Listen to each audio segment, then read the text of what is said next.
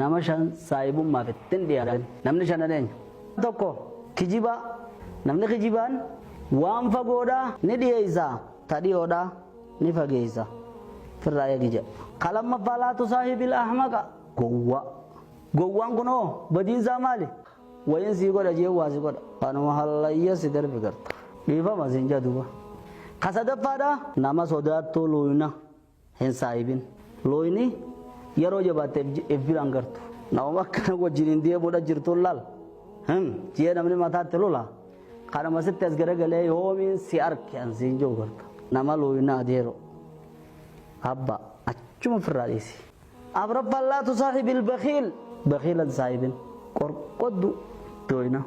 bakhiilli saahibummaansaa jaalaltisa hamma isatti naajame guyya laal isatti haajamuumi musiibaan sibbuute silkii ta'e bilbila kan kee akka irratti hin buune godha shanaffaarra laatu saahibil faasiqa nama badii takka laganne nama badaa abaarsi rabbii